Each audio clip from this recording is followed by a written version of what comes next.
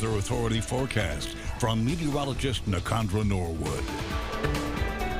I know you really want to say rain, rain, go away. Yes, we are giving you a first alert, though, that it is sticking around. So that rain is going to continue here going into the weekend. So more rain for your Friday, more rain for your Saturday, and you need to be prepared for that. Here's what it looks like tonight on Viper Radar, though. This is a big improvement from what we were seeing earlier in the day. We still have a few showers around, but taking the radar tour, most locations north of Lake Pontchartrain, out of the rain now. We had the heavy storm that moved through Slidell about 8:30-ish or so, and now that's moved on.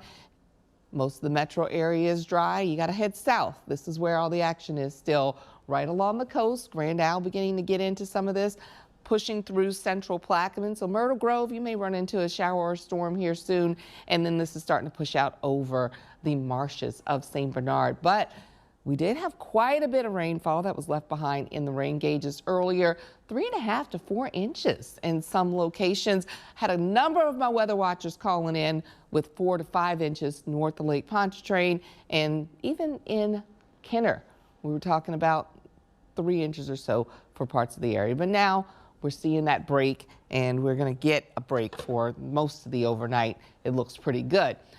Rain chances don't go away, though. We are still giving you a first alert for more heavy storms tomorrow. We took it down to 60% coverage. I think we're going to have a whole lot more breaks on Friday, and then we bump it up again on Saturday.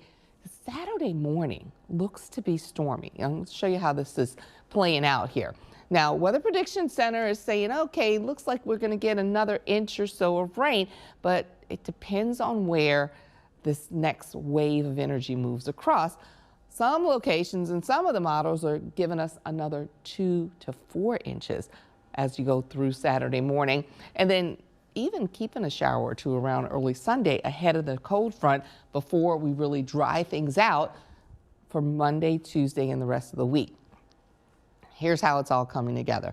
Notice, this is moving from the southwest. So we're going from the southwest offshore, bringing that moisture up and over. This is really overrunning rain. We've got northerly winds at the surface. So the northerly winds are trying to pull in cool air, it's keeping it chilly, but these waves of warm, moist air are riding over that cold air, and that's how we're continuing to see the shower activity. And you could see a downpour or two again for the overnight, but it's really going to pick up again into your day on Friday. Not as many people are going to see the rain all at once. Here's where we are early morning. Some folks may still have wet roadways for the morning commute. You got to be ready for that. I think it's your afternoon, though, that you end up seeing some of the heaviest downpours. And you getting ready for Tulane? Big championship game. I know a lot of folks are excited about that. It looks like you may be in and out of the rain, but it's still going to be damp and cold completely. And then Saturday morning, this little boundary that we got pointed out here, that's sticking around. It's not really going anywhere, and it's just upper disturbance after upper disturbance that comes across it. Look at Saturday, 8 a.m. More rainfall. This is more heavy rain. We've only had a little bit of lightning in this, not so much big thunderstorms, but just really efficient rain that's going to fall through the early morning hours into the afternoon. And then we might be able to salvage your Saturday evening. You know, you're trying to go to Celebration in the Oaks, you're thinking that was going to be your weekend to get it done.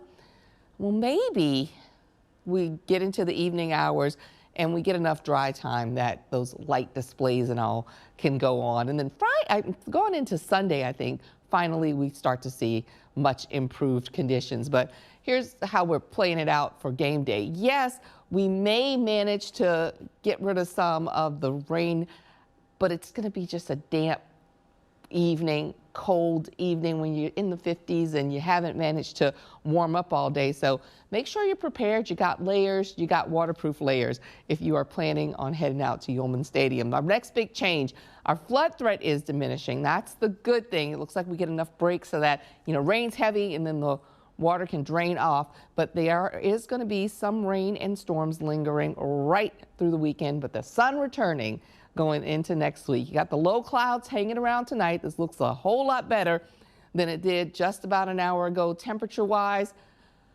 we're in the upper 40s, low 50s, and we're really not going to see a big spread on temperatures here as you go through your extended forecast.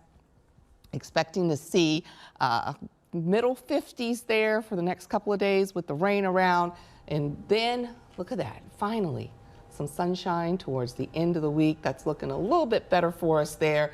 We did manage to get into the 50s for our low temperatures. And you know what? I thought my dogs were in there. Got to do our dog. Oh, yeah. my adorable dog. He kind of jumped past, but we're going to get him in later. Well, looking at this forecast, I mean, the rain kind of spotty, but still we're going to have to deal with this, and then we'll get the sunshine next week. We are working on that. Okay. The payback. Exactly. All right, thanks, Nicandra.